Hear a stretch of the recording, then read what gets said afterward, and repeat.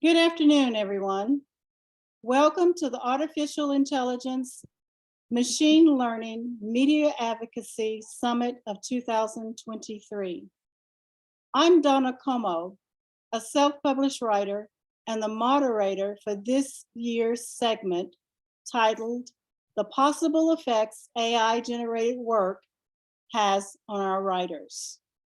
We have three members on our panel who will address this issue. They are Edward Hasbrouck of National Writers Union, who is a well-versed in national copyright law, and he is a travel writer and is an award-winning independent journalist, book author, and professional blogger who has helped lead the advocacy work of the National Writers Union and allied organizations with the U.S. Copyright Office, the U.S. Congress, and international organizations.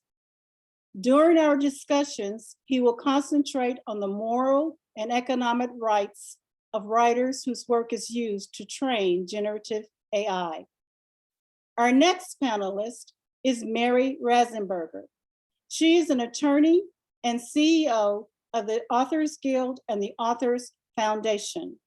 Mary understands the copyright and U.S. legislative process and will offer great insight to the potential legal issues with AI. And last but not least is John Murphy, who has a PhD in machine learning and is the Vice President of Science Fiction and Fantasy Writers Association. He's an author of novels, novellas, and short fiction. John has a keen sense of what his science fiction writers think of AI-generated work, and he has come prepared to share their thoughts with us. To allow each panelist ample time to respond to the many questions we will ask today, I'm limiting each response to 2 minutes or less. For the sake of clarity, I will use creator and writer interchangeably. With that said, let's begin our discussions. As everyone knows, AI stands for artificial intelligence. Some see AI as a broad term, explaining it as a wide range of technology from simple algorithms to sort data to more advanced systems that can mimic human-like thought processes. Today, we are discussing generative AI systems that produce text, image, music, and other creative works. To date, most of the publicly available text generators are based on OpenAI's GPT. GPT has been trained on text scrapped from the internet and data sets, including at least one massive database of scanned books or ebooks. Google has its own AI text generator called Language Model for Dialogue Applications. And it's releasing a chat AI called Barb later this month. Other AI text generators are sure to follow. Here is my first question. It was reported to me a few days ago that many think AI is just another word processor like Microsoft Word, Google Docs, Dropbox Paper, and Grammarly. John, can you please explain to our audience why AI is not just another processor? Sure. Well, it's funny, the line is a little blurrier. All of those word processors use AI techniques, or what used to be considered AI techniques, to some extent. You know, spell check used to be considered fancy. Now we've got things like predictive text and so on. But what I think you're kind of getting at is that the difference between a word processor and working with a tool like ChatGPT has a lot to do with how it's intermediated. So when I am sitting and typing in my word processor, the intention is that what I am putting in there is going to go to a reader. The words might be deleted or mangled or changed every which way thereabout, possibly with AI assistance saying this is a better word or not. But what I am directly putting in there is intended for readers. When I am working with something like ChatGPT, however, it's intermediated by a prompt. All of my effort, all of the intentionality as an author to some extent is, instead of going to the reader's experience, going into the AI's experience. How am I instructing the AI to produce text that will then go on to somewhere else? And those are very different experiences and in many ways very different skill sets. Awesome, awesome.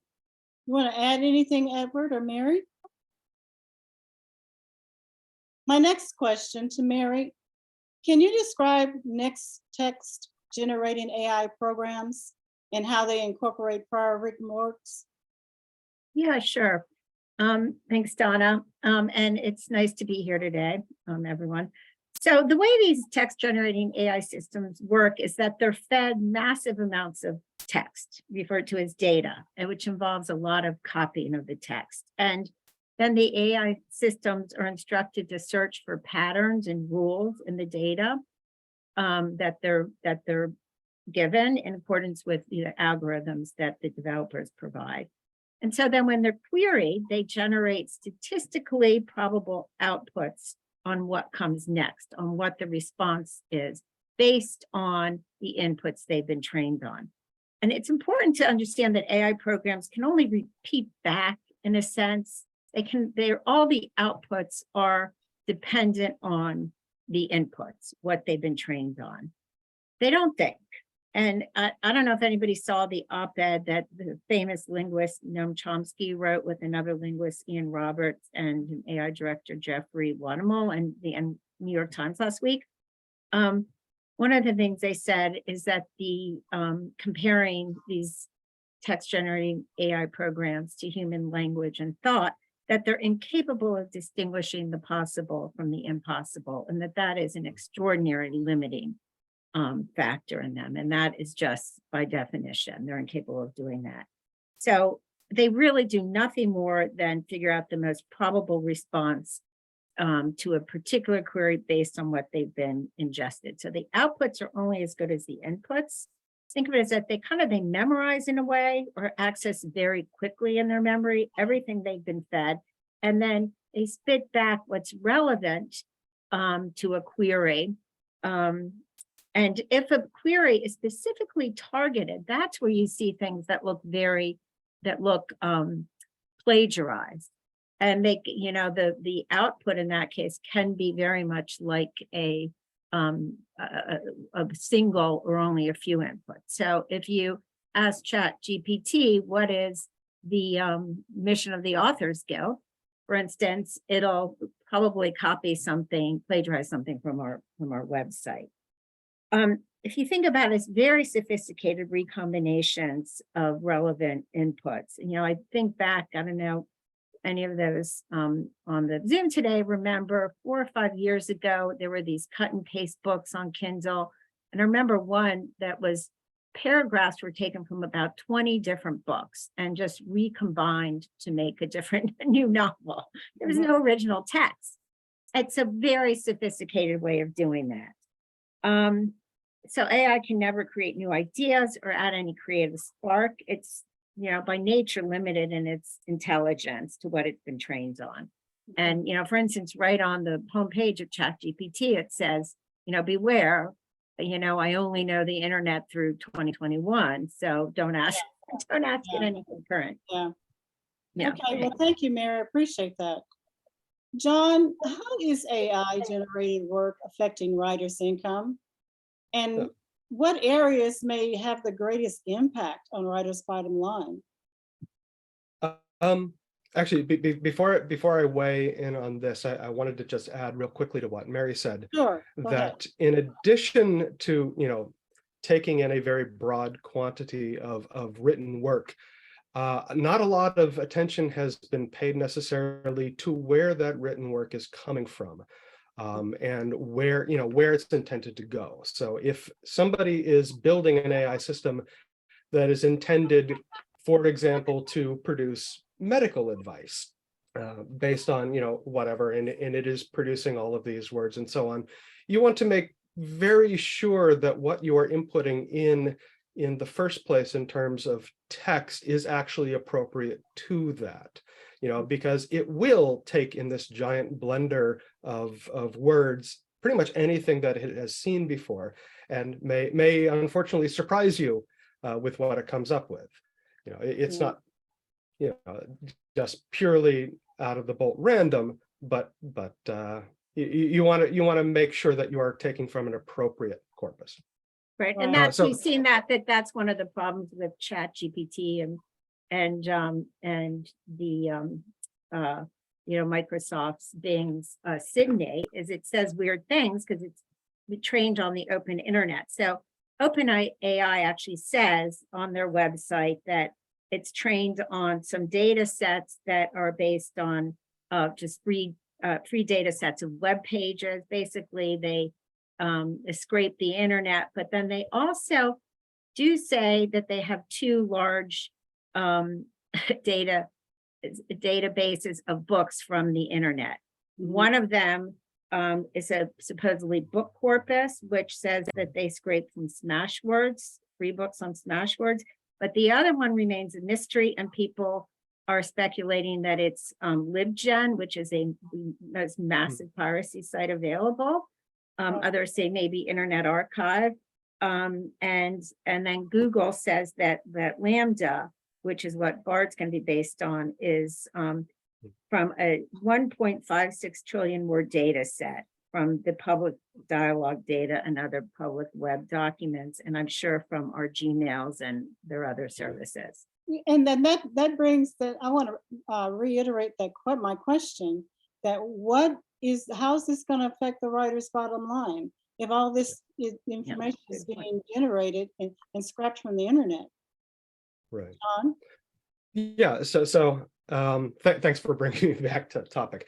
So the big news in the science fiction writing world is directly aimed at writers' bottom lines.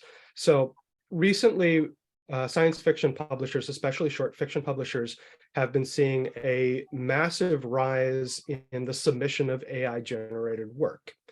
And it has vastly overwhelmed some of them. Like you can generate it just like that. And the issue is not a matter of, oh, the AI is out competing writers. The AI-generated work is trash.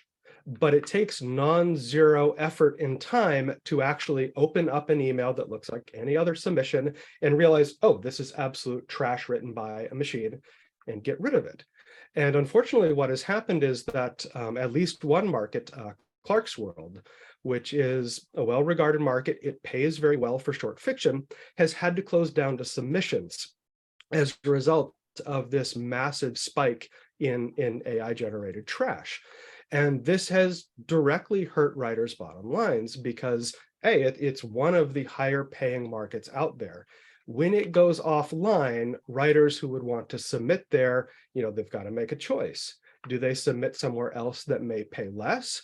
Or do they hold off on a story that their readers may very much like to see until it is able to come back online and catch up?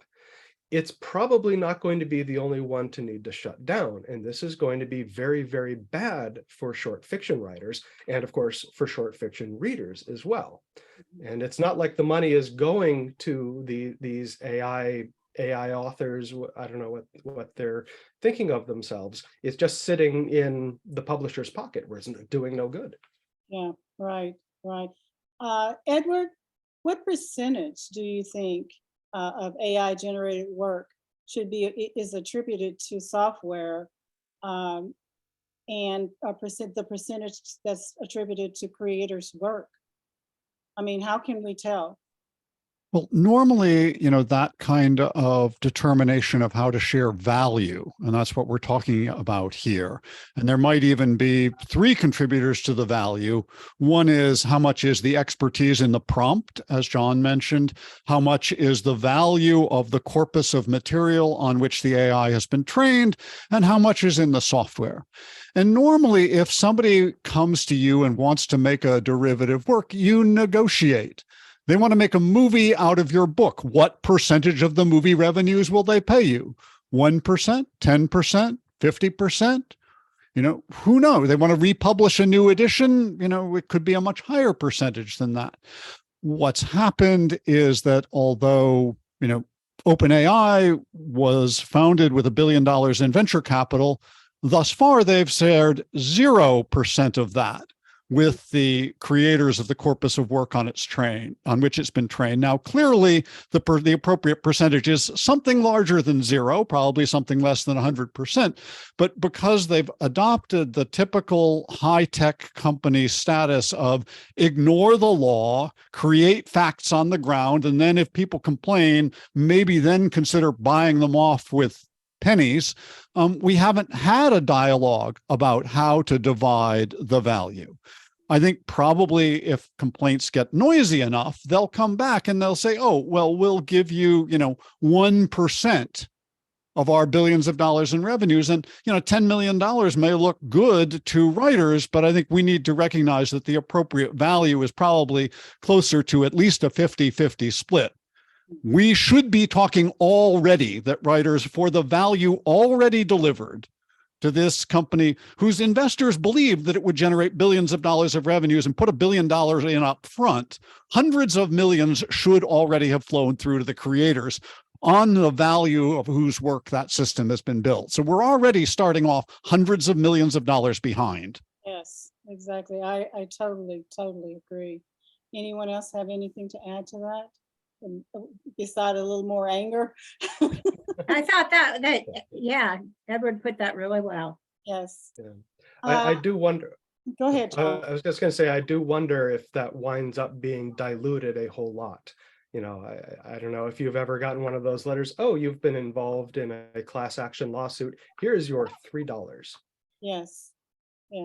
I think we have an example, just to follow that up. We have an example in the pittance that Google offered when they tried to buy off complaints about their book scanning with what was really only, maybe a couple % of the revenues they expected to generate through that program. That ended up falling through for other reasons. We need to go down there, but I think we need to be aware that, we're going to have this discussion eventually, hopefully at the negotiating table between some sort of collective licensor and these companies as to where the value is actually contributed. Wonderful. Now let's shift our focus to moral and economic rights. U.S. copyright law affords protection to original works of authorship. 17 U.S.C. Section 102A. This language is understood as referring to creations of human beings only. Here is my question, Mary. As writers, what's our main legal challenge against companies who claim AI is not infringing on authors' original works?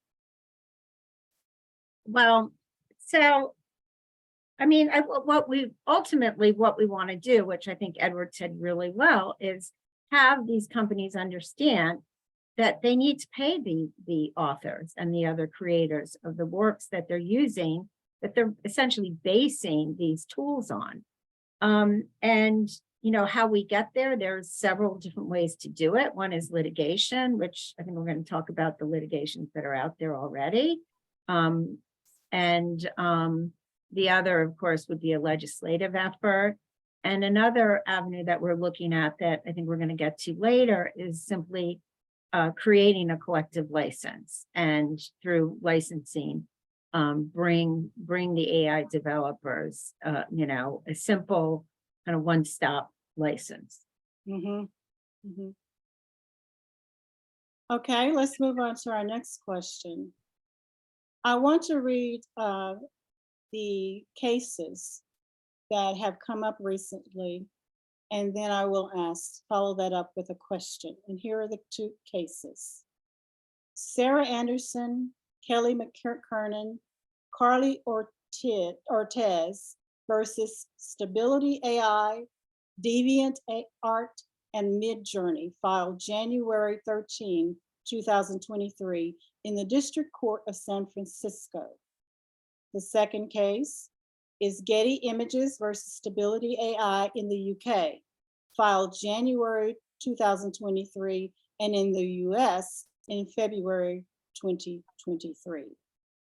These lawsuits are centered around copyright and intellectual property rights violations, along with citing unfair competition and trademark infringements. Mary, can you provide background on these cases and tell us what the issues are? Sure. Well, these cases were brought by the copyright owners claiming copyright infringements of their works and other violations because their works were used to train AI without permission or compensation. So the Anderson v. Stability case, it's a class action lawsuit. It claims copyright infringement, direct infringement, because from the copying of the images at the ingest, the input stage, so that is a copyright infringement.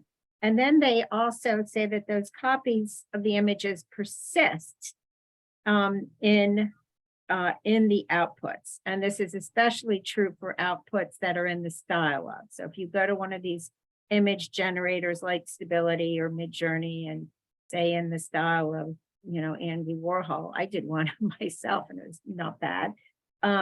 That is potentially also a derivative work. And then they claim secondary copyright infringement for the use of what they call imposters. So there are people who actually create these look-alike images using AI and then sell them pretending that they're authentic from that artist. They also have a right of publicity claim for using the artist's names. And then they also sued for violations of 1202 of the copyright. And this is called the Copyright Management Information Provisions.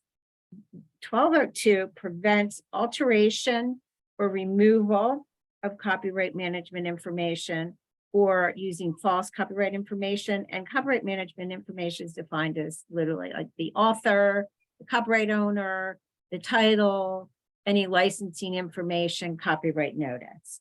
And photographs often have that attached. And then in the ingest, that often gets removed. So they were claiming that it was a violation of 1202 by removing that copyright management information. And then they had other claims like unfair competition and breach of contract because DeviantArt had allowed their images to be used in the AI training. The Getty cases are similar. So Getty Images is a photo stock agency, essentially a very large one. The photographers give Getty the copyrights, their copyrights for Getty to exploit them. And the complaint says that Stability AI copied more than 12 million photographs from Getty's collection, along with captions and the metadata. And also copied, in some cases, the watermark. So Getty puts a watermark that has its logo on these photographs, and they have pictures in the complaint. You know, some of the outputs came back with kind of messed up versions of that watermark. So in addition to willful copyright infringement, they claim that Stability removed or altered copyright management information where in some cases, the watermarks were just removed. And then in others provided false copyright management information where the watermark shows up distorted. And also there were trademark claims. And I think this is really interesting. I just very quickly, let me say, I am less optimistic about without a doubt, there's copyright infringement. There's just per se copyright infringement in the copying at the input stage. The problem is because of the Google book suit, which was our case, and some other precedent, the way the courts have looked at these things as well. If the output is non-infringing, then it doesn't matter that you copied at the input stage. And in many cases, the outputs are going to be non-infringing, because to have infringement, in a particular output has to be substantially similar to a particular input. And that's just not the way these things usually work. As I said, sometimes they do come back very similar, particularly if the prompt is very specific, but many times they're not, under our current law, sufficiently substantially similar. So, you know, it's going to be really interesting to see how these cases come out. I'm more optimistic on the copyright management violations and unfair competition claims. And I should just mention, there is one more case that you didn't mention that was brought by the same legal team that brought the class action case. And that is another class action brought by software developers who had their code was open source, but pursuant to a license that required attribution. This is the GitHub case, and Microsoft and OpenAI's GitHub used that database of open source software, but they didn't provide attribution. So it's not a copyright claim, it's a breach of contract claim for not providing the attribution required. Okay. Edward, is it your understanding that without the original writer's work, AI would not have enough information in its data sets to create new text? Absolutely. And we can see that in the way that these kinds of tools have evolved as it's been possible to train them on a larger body as computer capabilities have evolved. The first chatbot, which I remember playing with on my junior high school computer back in the early 70s, was Eliza, and it was a non-directive therapist. And it had an extremely limited vocabulary that you could save on a paper tape program, and all it could do is echo back what you said. Gee, I'm feeling sad, Eliza. Why are you feeling sad? So it couldn't really generate anything. Then as capacity evolved, you had this book, The Policeman's Beard is Half Constructed, published in 1984, which copyright was registered by the people who trained it. But at that point, programming had evolved. They were able to train it with a limited vocabulary of something like 2,500 words, which enabled it to generate, as the title suggests, The Policeman's Beard is Half Constructed. They were able to generate nonsense, which is mildly entertaining as sort of, nonsense prose poetry, but there's no substance there.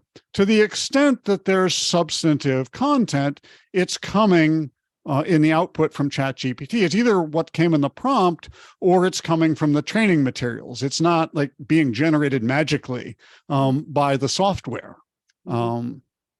We wouldn't be able to do anything without that. And John may have a more technical understanding of it. No, actually, it's true. It needs to have a corpus. And I think the broader point is that it's not just professional writers whose work is being taken, it's everybody. And, everybody has copyright in the works that they create. Like, it's not just those of us who are being paid. Like when people are putting up their blogs, when people are writing on Facebook, like they have a copyright interest in those works. They own those words. And it is not always reminded to them that they own their words, that this is not just for prose. Well, that leads into this next question very easily. What avenues can writers use to resolve these issues that Anderson and Getty has encountered? Mary? Well, there's not much that an individual writer can do, other than complain.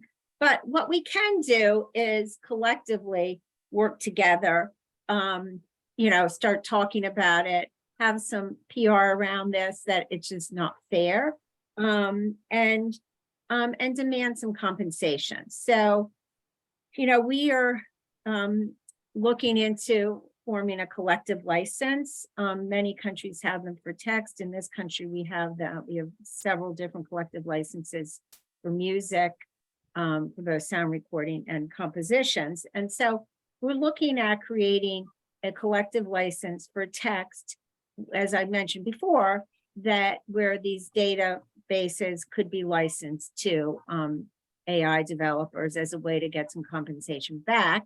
But as John and Edward said, it's kind of depends, is it going to be sufficient compensation? And of course, there's going to have to be a way. There's people who just don't want their works to be used in this way to opt out or not opt in. It might require some legislation, as I said. I think there's real disagreement about what legislation might look like and whether there's any chance of getting it. But for instance, a lot of countries have something called an extended collective license. And that is where there's a law that says that any organization that represents a certain percentage of creators in a certain field has the ability to grant a license for a very specific use. So in this case, it might be, license from book authors for use of their books for training AI. And then what makes it an extended collective license and why you need a law is that it says that you include, even though the organization may not represent all creators of that field, they're all authors would be included unless they opt out.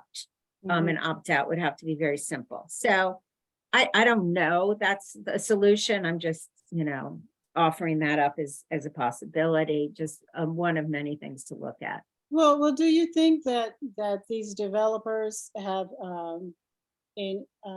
infringed other rights, like the infringed copyright law, the violation of the Digital Millennial Copyright Act? I mean, have they gone that far?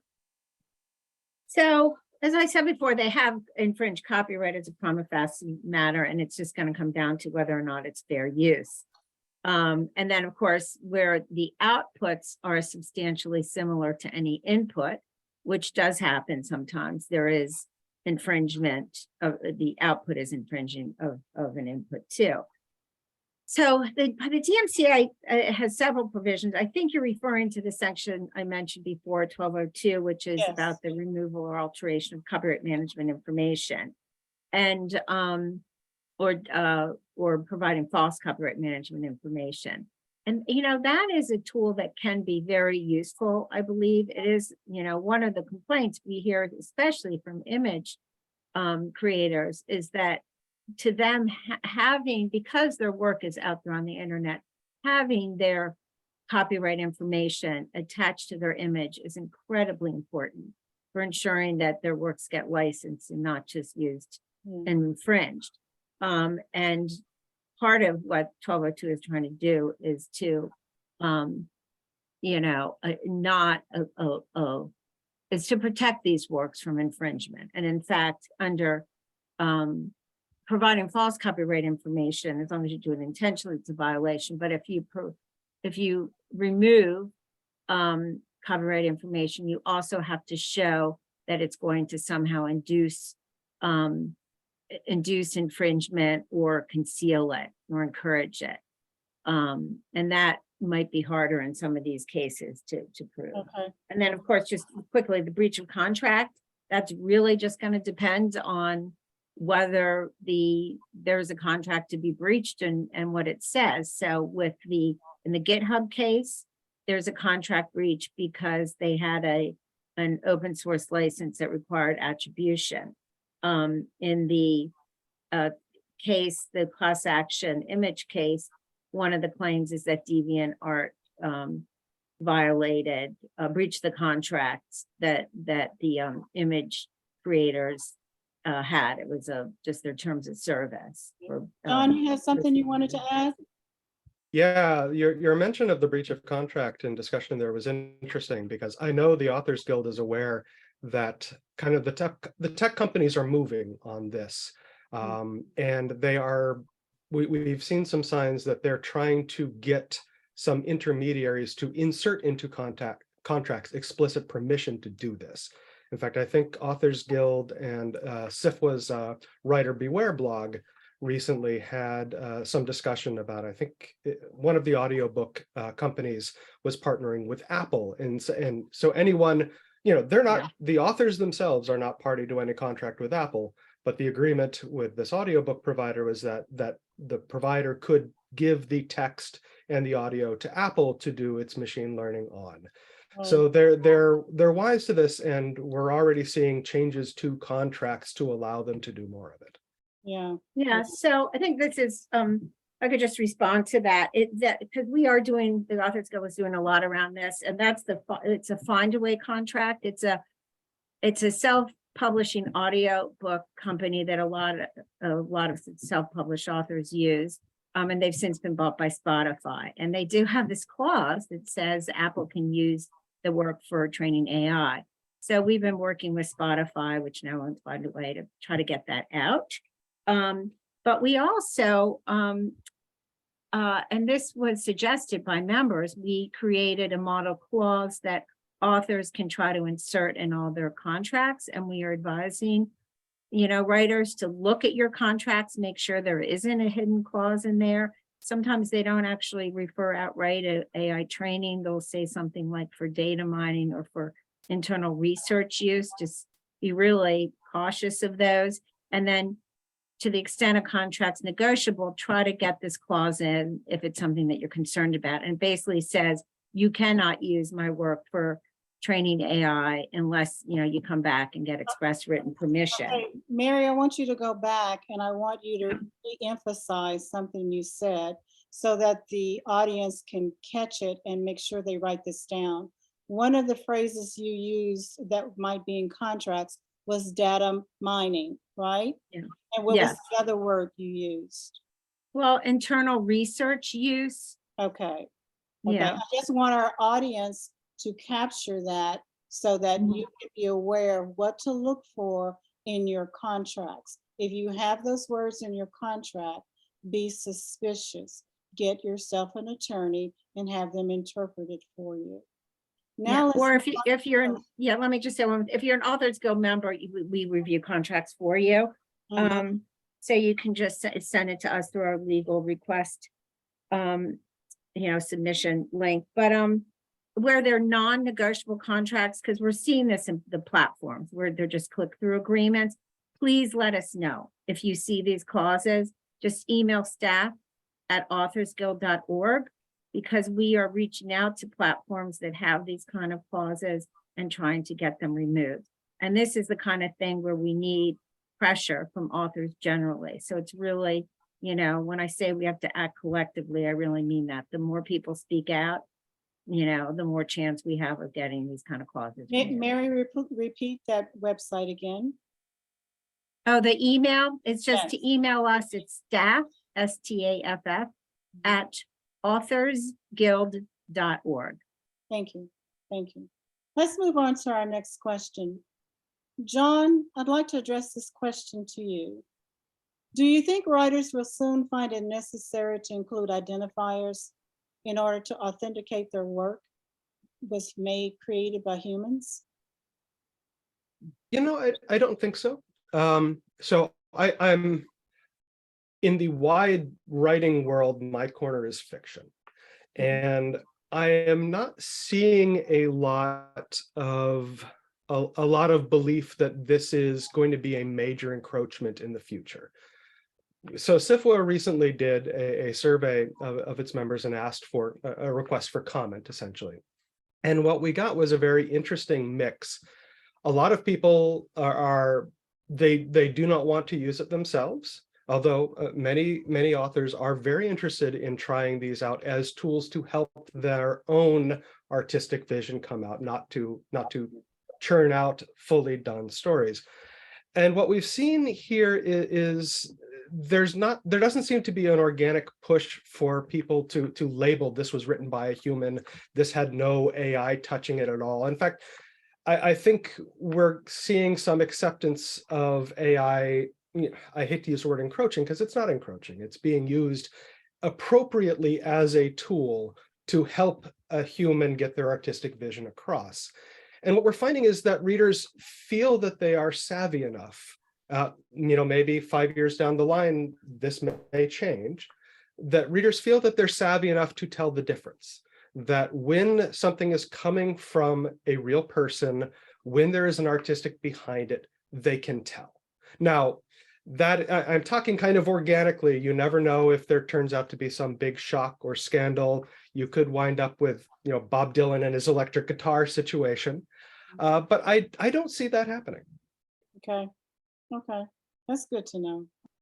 Yeah, can I Also- just add one thing? Yeah, I mean, we have had members ask if we could, if Amazon would require that if a work is wholly or mostly AI generated, that be disclosed. And the reason for that is that these books get purchased before they're read. And if it's a certain genre and the title's right and the description's right, which you can do that really easily with AI, then somebody might buy a book and then, it's just a warning, and then the reader can make their own decision. Well, that brings about the next question. Well, before we move on to the next question, John. because that does bring up one case. So I kind of interpreted that question as, adding an identifier to readers, but adding an identifier to publishers or to resellers, there you may. And part of that is that so far we're seeing indication out of the Copyright Office that these works cannot be copyrighted if they contain a substantial portion of AI generated work. And if that's the case, then that is an impediment to actually forming that business relationship that allows a publisher to publish a story. If the writer does not have a copyright interest in the first place. So in that case, they may be asked to attest. Yeah. I'm glad you clarified that. This question is directed to you again, John. How transparent do you think that news and publishers and journalists should be, and with the use of AI? I mean, how forthcoming should they be if they're using AI? I do think that they should be forthcoming. In fact, very forthcoming. Especially the examples that you gave are in positions of public trust. And it's important to remember that especially the technologies that we're talking about right now are called LLMs, large language models, not large knowledge models. They are producing things that sound right. And left to their own devices, they are clockwork bullshitters. They will string along words that sound like they go together. And some friends of mine were playing around getting ChatGPT to produce biographies for them. And it would get some things right. And it would say, oh, you were born such and such, and you died on such and such. It's like, hang on, what? Because that's the way a biography usually goes. And it doesn't make any distinction, but it has this very authoritative voice. And when you pair that authoritative voice with an authoritative masthead, then you have to be very, very careful. And I think that especially in these early days, transparency is part of being careful. At the same time, I don't want to see that transparency being used as an excuse for having screwed up and put a patent falsehood out into the public. It's like, oops, well, we told you it was AI. So I do think that they need to be very careful and transparent as part of that. Okay, we have about 15 more minutes left, and there are a couple of questions I really want to hone in on. But first, let me ask Edward.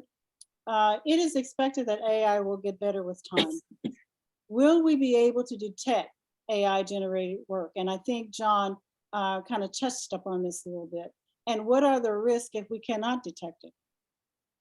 Well, I think we're likely to have an arms race, as we've had with spam filtering, which is also pattern recognition. We're going to have an arms race between the AI spammers and the spam detectors. And that's not just email spam, although AI will certainly be used for to generate personalized phishing and scam spam. But it'll also be used to generate web pages that are essentially search engine optimization spam, that make money through having superficially plausible looking content, as John mentioned, with no substantive facts whatsoever, or, superficially generated false references, but who's achieved their results if you see that in the search engine results and click on it, and then they get the ad credit. So it's going to, it's kind of clogging the machine. It's wasting our time. Is spam a fundamental problem? Well, how much time do we waste on it? What percentage of search engine results when we click through to them turned out to be garbage? This is going to increase the garbage fraction dramatically, potentially. It's having results on librarians, because if you say to ChatGPT to include citations, it will generate some plausible looking, entirely made up citations. Librarians are already overwhelmed with people coming in seeking out non-existent works that have been cited in responses to AI-based search engine queries. So all of this is a drag on real people trying to do real intellectual work. That's the cost, even if people aren't actually deceived once they look at this junk. Right. Right. And if I could add to that, I think that's so true, Edward. It's scams. I mean, it's not just wasting our time, but these scammers will find all kinds of innovative ways to use AI to make their scams even more sophisticated. Yeah, I want to move on to these next two questions. There are several concerns in the writing community concerning AI, and they are contracts and compensation. My first question concerns contracts. Mary, companies are already including AI licensing rights in their contracts. Is there a way to avoid waiving our rights to companies downloading our creative work without our permission?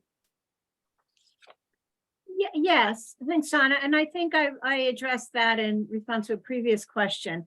It comes down to two things: reviewing your contracts, making sure that clauses that allow them to do that aren't there. And two, to the extent that it's not a click-through agreement, say, I need this clause which says that you can't do it, insert it. Mm-hmm. Thank you. Thank you. Edward, to date, writers have not been compensated for the download of their work for AI machine learning. What actions, if any, can writers take to obtain compensation? Edward? I think, as Mary said, that it's going to require collective licensing. I think we tend to think as individuals and we negotiate contracts.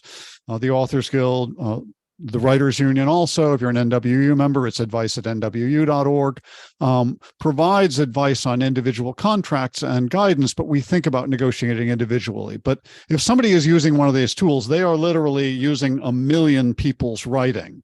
Mm-hmm. You can't negotiate that individually. The prerequisite, though, to being able to have that is having some kind of organization. We need to organize. Surprise, surprise, I'm from a labor union, the NWU. I'm talking about organizing.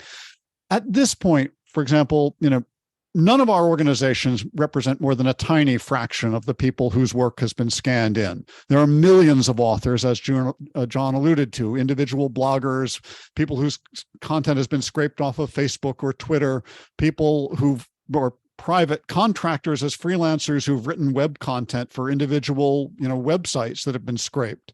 Those people are not, my primary income is from web content, but I'm an outlier even in the NWU in that. If we are meaningfully going to claim to be representing on behalf of the creators of the content that's been scraped in and negotiating on their behalf, we need to organize them and bring them into our organization and make clear. Now, it's kind of a chicken and egg problem because people aren't going to see the reason to join the organization unless and until they see that there's some potential return on investment to get their time involved. If they saw from the start going in that there was going to be a pool of hundreds of millions of dollars for this collective licensing, then they'd want to get involved in figuring out how to administer it. So I realize that there's a problem there, but really we need to be organizing with these kinds of writers who aren't represented yet at all, for the most part, in our organizations, to be able to deal with these platforms collectively with our collective strength. But Edward, you say organizing, for the benefit of our audience, where would one begin? How would they start to band together, to form an organization, to compete against all of this? Well, we have organizations that are open now. The fastest growth in the membership in the NWU in the last several years has been in the Freelance Solidarity Project, which is our digital media creators division. So there are existing organizations, new ones are springing up. Talk to other writers, meet other writers, realize that you're not just their competitor, but that you do have interests in common. Talk about, be willing to talk about how much money you're making and where that money is coming from and how you work. Again, there's a balance. I think most writers who are involved in writers' organizations find that they have more to gain from collaboration and sharing than they lose out from whatever competition they fear. Can you offer websites? Can you offer websites or emails, Edward? NWU.org. Okay. We're open to and writers if of I all could- sorts in all genres and media. Okay. Okay. Donna, if I could jump in. So I don't think we can do this on an organization by organization basis. That is not going to work. So particularly the collective licensing. We formed coalitions of writers groups, and NWU and the SFWA are part of these coalitions. One is on AI. So we're collectively looking at solutions. We, the Authors Guild, are also working with publishers, and we've hired a lawyer to help us on, how do you even get this? Because a collective license, you need to set up an organization. So it's actually going to cost some real money and require some real expertise. So it's going to have to be done by all of us together on an industry-wide level. And then I just also want to mention that the Authors Guild has also been leading a coalition on collective bargaining, trying to get the ability, and all of the NWU and science fiction writers are part of it, as well as maybe a dozen other organizations, to allow freelance creators to negotiate collectively. And romance writers, you're part of this too, to allow us to work collectively together without the threat of an antitrust action. Now on the collective licensing, there's ways to get around that, and our lawyers are looking into that too. Yeah. John, what I'd like to know is it lawful? Is it ethical for these companies to download these millions and millions of documents and then turn around and strip the metadata from them so that we can't tell where all this information came from? Well, I can't speak to the lawful, although I'm sure Mary has that expertise. I mean, when we're talking about attribute or metadata, we're talking about attribution and provenance. Who owns this, whose name is on it, and where did it come from? And I think as an ethical matter, aside from where it's coming from, anyone who is putting together a machine learning system or statistical corpus of any sort has an obligation to know what is in that corpus. They need to understand what is in there so that if needed, they can take it out, or so that they can characterize it.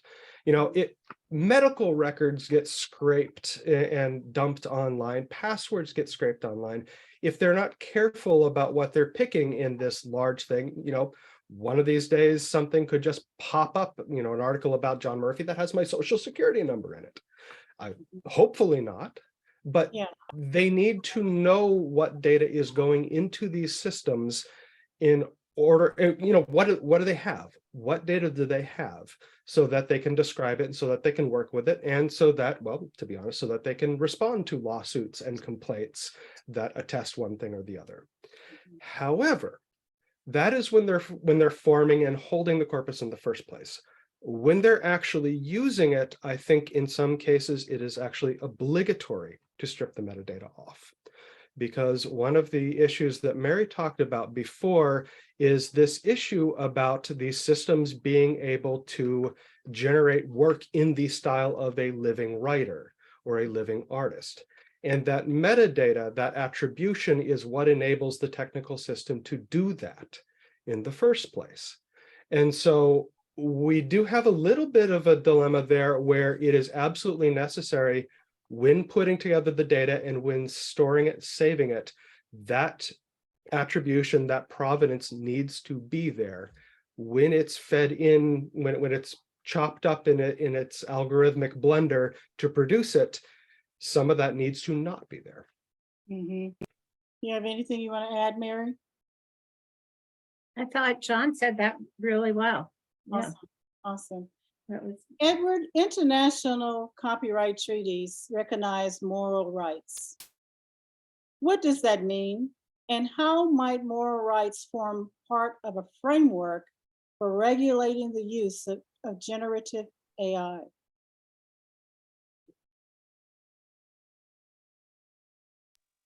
So the moral rights of authors are conceptualized as human rights of creators, entirely independent of economic rights to intellectual property. So even if it's legal to use our writing to train generative AI without paying us, we still have two moral rights. First, to be identified as the author of the works created from ours, which would require disclosing that a work was created from a certain corpus of training material and identifying what's in that corpus. And second, to object to distortion or other use of our work prejudicial to our reputation. That would allow us, for example, to object to the use of our work to create fascist propaganda or fake news or spam. The problem is that although the US has ratified international treaties that give the moral rights of authors the same constitutional status as the First Amendment, Congress has done nothing to fulfill its treaty obligation to make the moral rights of writers enforceable under US law. It did enact some limited protection for some of the moral rights of visual artists, but none for writers. The US Copyright Office did a study of this a few years ago, but despite appeals from the NWU and our international counterparts, it recommended that Congress continue to do nothing. Now, moral rights legislation isn't a magic bullet for misuse of generative AI, but it would provide a way of reining in some of its worst problems and a framework to build on in addressing others. It's not the whole solution, but writers and readers who care about writers' rights should insist that moral rights legislation has to be included as an essential part of any copyright law package to address the issues with generative AI. That's good. Donna, can I add one thing? Yes. You know, it is, you know, obviously the Authors Guild is also very much in support of moral rights, and we've been writing and submitting comments about it for decades. But one thing to think about on the positive side is that the way AI is being developed it is a very international business, and so AI developers have to clear rights internationally. As you said earlier, Donna, Getty brought a case in the UK as well as the US. The laws, first of all, you don't have the same broad fair use in the rest of the world. 1 minute. So, yeah, so the inputs are going to be likely be infringing. Those cases are easier, and you've got moral rights in most of the rest of the world. Yes. Any final thoughts? Anyone want to include any emails or website addresses before I close? No, just authorsguild.org. Okay, We've John? got a whole page on AI. Okay, sfwa.org. If you watch that space, those articles that I mentioned that we solicited from our members will be appearing there. There's a lot of interesting stuff to read, and some of it's quite surprising. wonderful. That's swfa.org. SFWA. Okay, sfwa.org. Well, looks like this segment of the Media Advocacy Summit for 2023 has come to a close. I want to sincerely thank Ed Hasbrouck, John Murphy, and Mary Rasenberger for helping us understand this fast-moving phenomenon. There is no doubt AI is about to change the world in one way or another. I hope what the panel has offered you will aid in not only your understanding of AI, but leave you feeling better equipped to work with it and around it while also protecting you from lost revenue and plagiarism. On behalf of Media Advocacy, we thank you for your attendance. Have a good evening.